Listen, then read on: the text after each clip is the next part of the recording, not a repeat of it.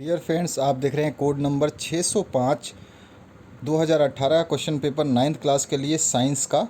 और 606 भी आपका डाल दिया जाएगा, उसको भी आप देख लेना। आपके काफ़ी इंपॉर्टेंट क्वेश्चंस हैं इसमें। आप इनको तैयार करके अच्छा एग्ज़ाम जो है स्कोर कर सकते हैं, आप मार्क्स स्कोर कर सकते हैं। और अभी इसका सोल्यूशन मैं कंप्लीट नहीं कर पाऊँगा क्योंकि अर्जेंट बेसिस पे आपके कमेंट पे ये वीडियो अपलोड कर रहा हूँ।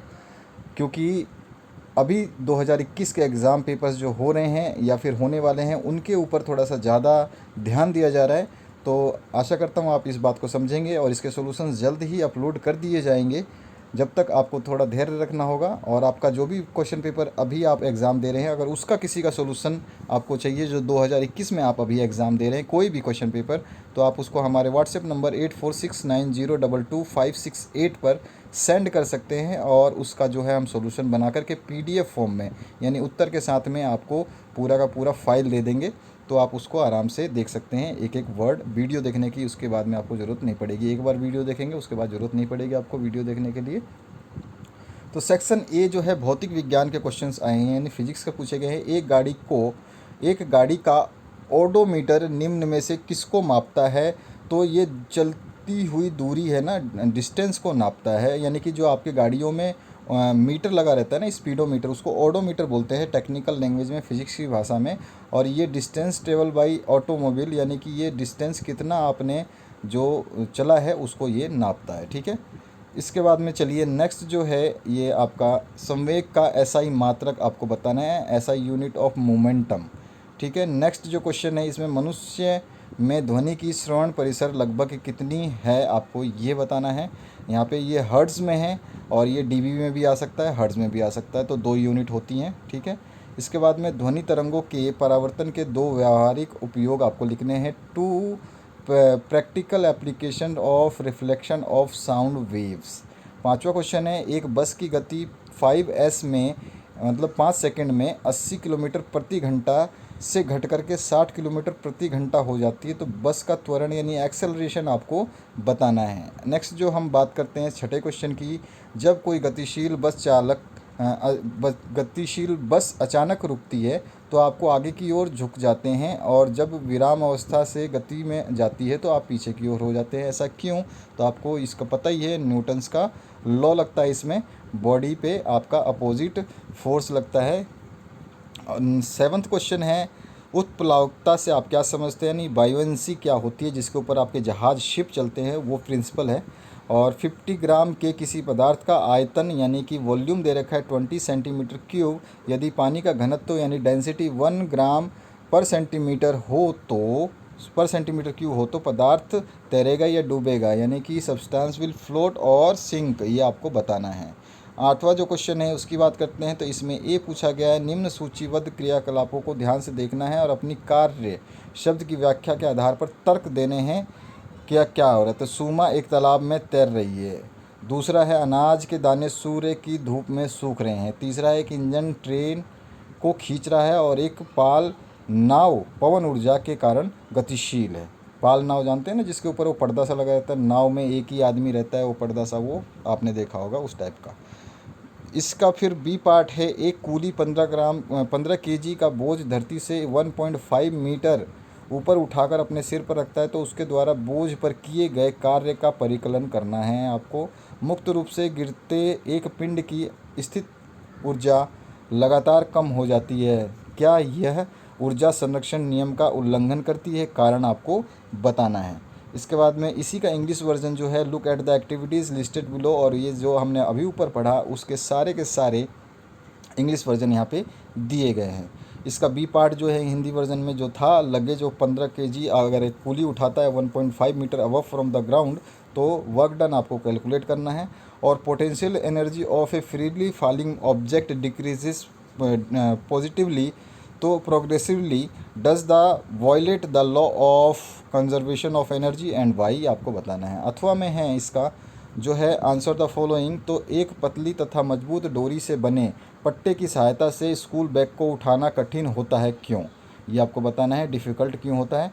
किसी वस्तु के भार से क्या अभिप्राय है? भार का मात्रक आपको बताना है, यानी वेट का मात्रक क्या होता है? वेट हमेशा यूनिट क्या होती है? वेट की केजी होती है।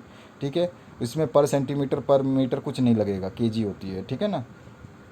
और इसके बाद में बी सेक्शन जो है रसायन विज्ञान केमिस्ट्री से स्टार्ट होता है। तो इसमें से किसका घनत्व सबसे अधिक है ये आपको बताना है, यानी कि डेंसिटी सबसे ज़्यादा किसकी है। तो आपको सबसे ज़्यादा डेंसिटी जो है आयरन की होती है, लोहे की होती है। ठीक है, इसके आगे बढ़ते हैं। नेक्स्ट, Cl माइनस आयन में संयोजकता इलेक्ट्रॉनों की संख्या आपको बतानी है वैलेंस इलेक्ट्रॉन्स की। 11वां जो क्वेश्चन है, निम्नलिखित में से कौन सी वस्तुएं शुद्ध पदार्थ हैं, यानी बर्फ, लोहा, पारा, वायु, चीनी, नदी का पानी, इनमें से कौन सा चीज़ जो है प्योर है ये आपको बताना है। तो इसमें से आपका जो है एक चीज़ आपकी प्योर मैं मानता हूँ वो है मरकरी। ठीक है, इसके अलावा सारे के सारे जो हैं आपके अशुद्ध हैं। और ऊर्ध्वपातन से क्या समझते हैं, what do you mean by sublimation. 13वां क्वेश्चन है, निम्नलिखित पदार्थों को उनके कणों के बीच बढ़ते हुए आकर्षण के अनुसार व्यवस्थित करना है, यानी कि इनके जो बॉन्ड्स हैं वो उनके बीच में जो गैप है या फोर्स जो इंक्रीज ऑर्डर हो रहा है उसके अंदर आपको व्यक्त करने हैं। निम्नलिखित को उदाहरण देकर समझाना है। इसमें परमाणु संख्या तथा द्रव्यमान संख्या यानी कि atomic number and atomic mass या मास नंबर जो है वो आ जाएगा। इसके बाद में रासायनिक सूत्र का क्या तात्पर्य है, निम्न के रासायनिक सूत्र देने हैं, यानी कि इनके जो है आपको केमिकल फार्मूलाज लिखने हैं। सोडियम ऑक्साइड के, सोडियम सल्फाइड के, aluminium sulphate, magnesium oxide, aluminium oxide और कैल्शियम कार्बोनेट, इन सभी के आपको मॉलिकुलर फार्मूला जो है लिखने हैं। आपको याद होंगे तो आप लिख पाओगे। इसके बाद में अथवा जो क्वेश्चन है उसकी बात करते हैं। तो अथवा जो क्वेश्चन है इसमें देखते हैं हम, आपका अथवा क्वेश्चन का पूछा गया पार्ट ये है आपका, निम्नलिखित यौगिकों के सूत्र इकाई द्रव्यमान का परिकलन करना है, यानी परमाणु द्रव्यमान दिया गया है, कैलकुलेट करना है मोलिकुलर मास। ठीक है, यहाँ पर आप देख सकते हैं। इसके बाद में सेक्शन सी जीव विज्ञान बायोलॉजी लाइफ साइंसेज से चलते हैं। तो इसमें निम्नलिखित में से कौन सी बीमारी बैक्टीरिया से होती है, खांसी, जुकाम, क्षय रोग और काला जागर या फिर AIDS. Which of the following is caused by bacteria. ठीक है, वायरस और बैक्टीरिया दोनों चीज़ें अलग अलग हैं। उसके बाद में नाइट्रोजन किस में पाई जाती है, डीएनए, आरएनए, प्रोटीन और ये सभी में, यानी कि नाइट्रोजन किस में प्रेजेंट होता है ये बताना है आपको। निम्नलिखित में से कौन सी पंख युक्त मछली है, यानी झींगा, मस्सल, आयस्टर और पर्ल स्पॉट, तो कौन है फिश, ये आपको बताना है।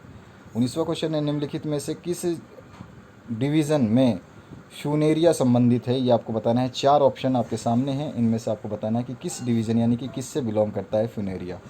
इसके बाद में अगर हम नेक्स्ट क्वेश्चन बात करें, मच्छर को वेक्टर क्यों कहते हैं, मॉस्किटो कॉल्ड वेक्टर वाई, आपको बताना है। दीर्घकालिक रोग क्या होते हैं या क्रोनिक डिजीजेस क्या होते हैं वो बताना है। लैटिन में कोशिका का अर्थ क्या है, यानी कि meaning of cell in Latin क्या है। केंद्र के क्या कार्य है, फंक्शन ऑफ न्यूक्लियस क्या है। प्रकृति में ऑक्सीजन चक्र का चित्रण आपको करना है, यानी कि ड्रॉ करना है ऑक्सीजन साइकिल नेचर में। और उसके बाद में मिश्रित मछली संवर्धन के बारे में, यानी अबाउट कंपोजिट फिश कल्चर क्या है ये आपको बताना है। फाइलम एनेलिडा की क्या विशेषताएं हैं ये आपको बताना है, कैरेक्टरिस्टिक्स ऑफ फाइलम एनेलिडा। उसके बाद में पादपों में एपिडर्मिस की भूमिका का वर्णन आपको करना है, यानी कि डिस्क्राइब करना है role of epidermis in plants. अथवा में है एरिओलर और उपास्थि संयोजी उत्तक की संरचना और कार्य का वर्णन करना है, स्ट्रक्चर ऑफ फंक्शन ऑफ एरिओलर और कार्टिलेज कनेक्टिव टिश्यूज़। तो ये आपका क्वेश्चन पेपर, आशा करता हूँ आपको अच्छा लगा होगा ये वीडियो, और इसके काफ़ी क्वेश्चंस जो हैं आपको इंपॉर्टेंट लगे होंगे। सभी वीडियोस आपको इसी वीडियो के डिस्क्रिप्शन बॉक्स में आपके जो 9th क्लास की प्लेलिस्ट है उसमें मिलेगा। और आपको कोई भी दिक्कत हो कमेंट सेक्शन में कमेंट कर सकते हैं। और इसका आपको पासवर्ड हमेशा याद रखना है, जब भी आप PDF डाउनलोड करेंगे तो पासवर्ड मांगेगा, तो पासवर्ड फुल लिप कर देना 1818 1818। ठीक है, तो ध्यान रखना है आपको। Thank you very much for watching this video till the end.